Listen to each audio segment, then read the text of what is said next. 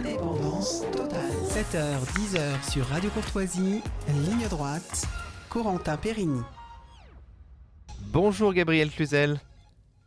Bonjour Corentin. Alors vous êtes directrice de la rédaction de Boulevard Voltaire et ce matin vous demandez aux auditeurs de Radio Courtoisie de faire un peu de politique fiction. Oui, imaginez un instant, un groupe d'une dizaine de rugbyman du terroir fait une descente dans une cité, choisissant pour cible une fête bon enfant organisée par des jeunes issus de l'immigration. Armés de couteaux, ces rugbymen frappent à l'aveugle, tous azimuts. Ils tuent un adolescent de 16 ans et en blessent grièvement plusieurs autres. Des témoins rapportent à la presse avoir entendu « on est là pour planter des Noirs » ou des Arabes. L'émotion serait légitimement à son comble, une déflagration inouïe. La classe politique, le monde médiatique ne parlerait plus que de ça. À l'Assemblée nationale, sur le pavé parisien, retentiraient à raison les cris d'indignation à l'unisson. Sauf qu'à Crépol, c'est exactement l'inverse qui s'est passé. C'est un bal rural, comme il en existe depuis toujours dans nos villages, notamment le 15 août, de ceux que chante Jean Ferrat dans La Montagne. Vous savez, La Montagne est belle. Qui a été sauvagement agressé.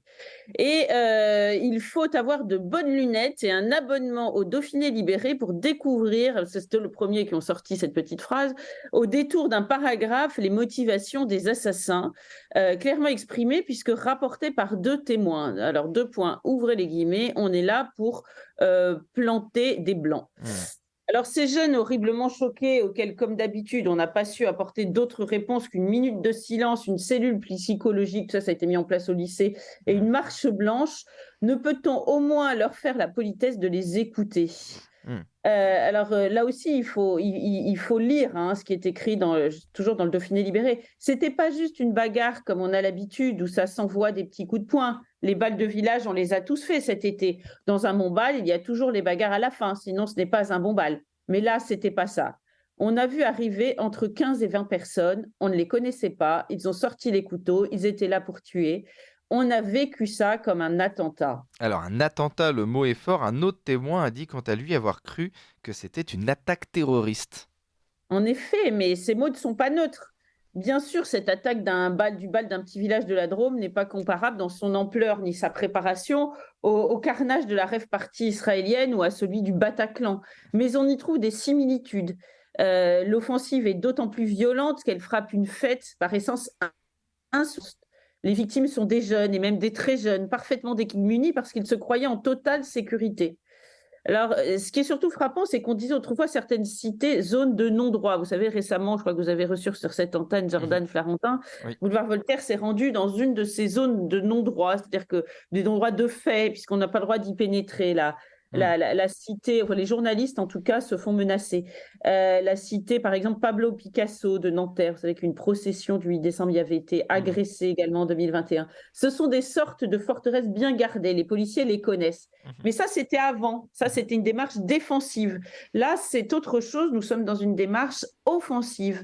Les caïds de ces cités jouent aujourd'hui à l'extérieur. Mais ce racisme, pourtant, n'intéresse pas la gauche.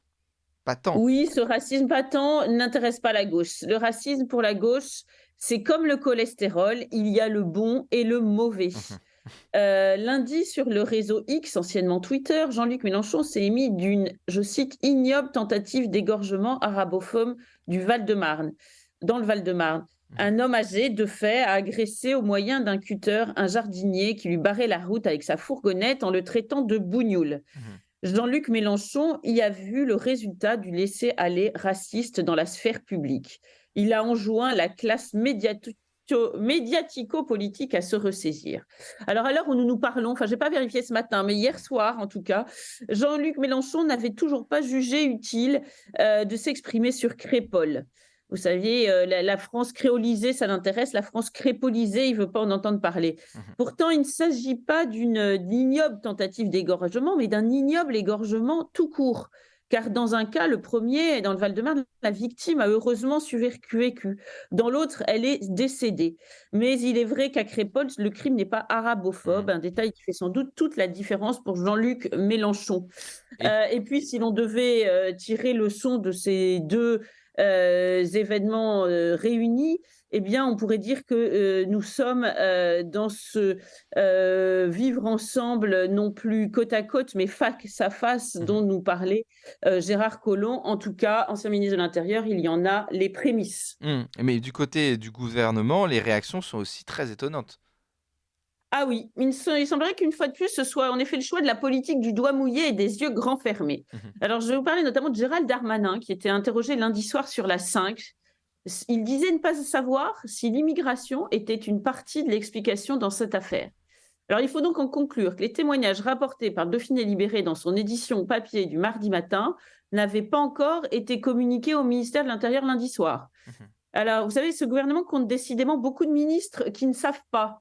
Je crois qu'on en a déjà parlé sur cette antenne, nous en Mmh. avons déjà parlé sur cette antenne.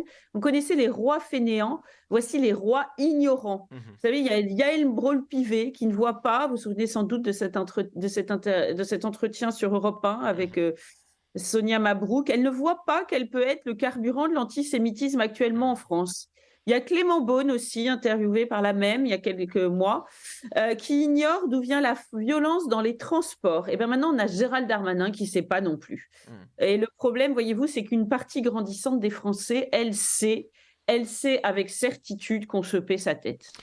Merci Gabriel Cluzel pour cette chronique. Et puis vous l'avez rappelé tout à l'heure, vous étiez avec Jordan Florentin dans la cité Pablo Picasso. Nous l'avons reçu ici, donc vous êtes fait insulter. Puis ce qui est... Alors non, moi je précise un fait, moi je n'étais pas sur les Ah, lieux. vous Il m'a n'étiez... insulté de fait, la personne qui Ah l'a oui, mais vous interviewé. n'étiez pas là. Mais en tout cas... Non, je n'étais pas là. Il y avait Jordan Florentin et son caméraman.